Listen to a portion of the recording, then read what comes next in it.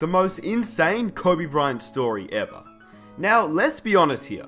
When talking about Kobe Bryant, the Black Mamba, you can make at least 50 videos talking about an insane Kobe Bryant moment. He was in the league for 20 years and had countless incredible stories each and every year.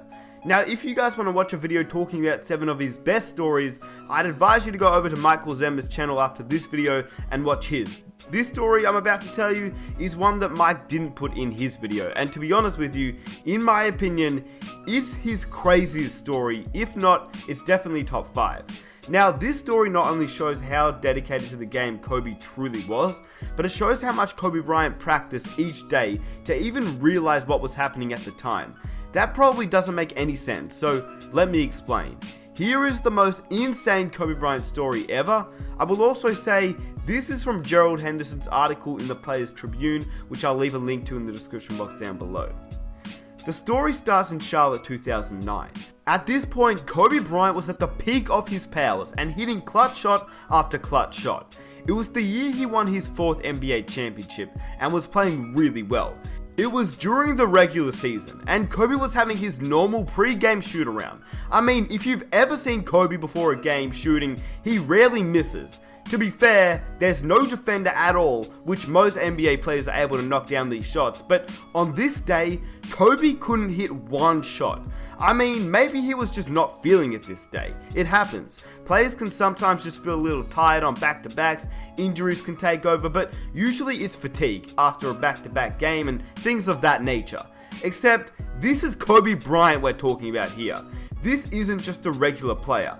Kobe was missing wide open shots after wide open shots with no defenders around him. So obviously something seemed a little bit odd. Kobe Bryant missing wide open shots, no defenders around him, that seems really fishy. So Kobe Bryant proceeds to walk to the middle of the court, looks directly at the rim, turns around and says, "There's something wrong with the rim."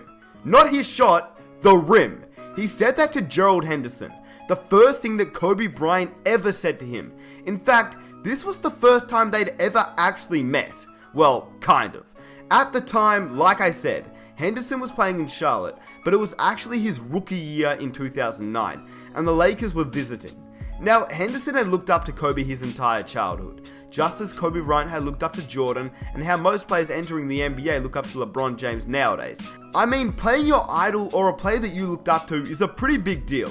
And Gerald Henderson was a kid from Philly, who grew up close to Lower Merion. Obviously having that connection with Lower Merion and Kobe Bryant was quite strong, as Kobe was not only a national legend, he was a hometown legend. He played high school there, and that was a pretty big deal for Henderson growing up.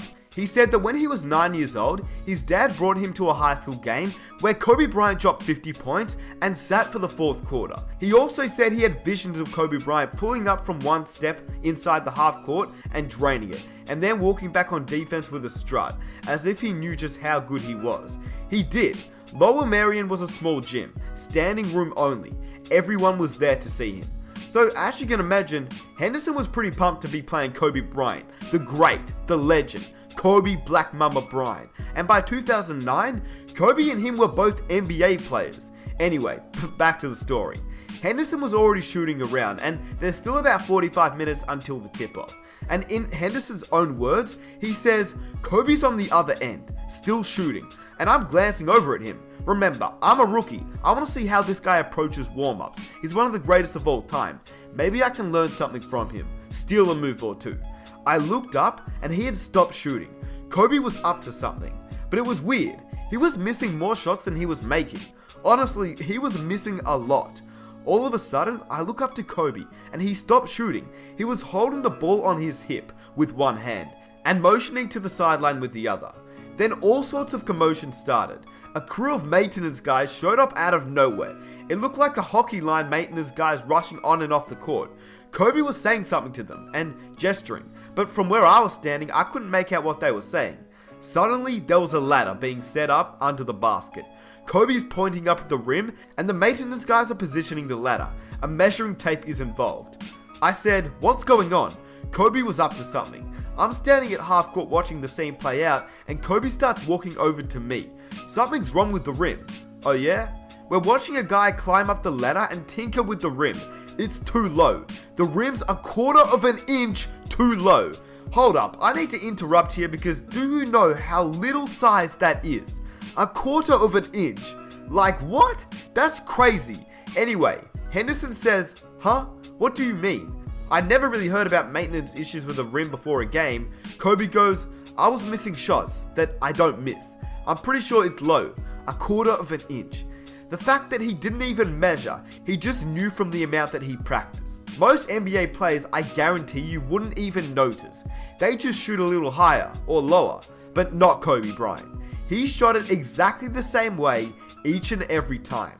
Anyway, Henderson goes on to say, that was it, our first conversation. He went back to his shooting routine. 2 things pop into my head. Number 1, man, I can't believe I just had a conversation with Kobe. And Kobe, maybe it's not the rim. Maybe you're just missing shots. Kobe finished the game with 30 points. After the game, I was walking off and I saw one of the maintenance guys, one of the guys who was carrying the ladder onto the court during warm-ups. I had to ask, hey man, what was up with the ring before? Oh, someone notified that it was a little lower than regulation, he added. Don't worry, we adjusted it to 10 feet. Then he told me how much it was off by. I could tell you his answer, but I think you already know what he said. Now, I don't know about you, but that story has got to be one of the most insane stories I've ever heard.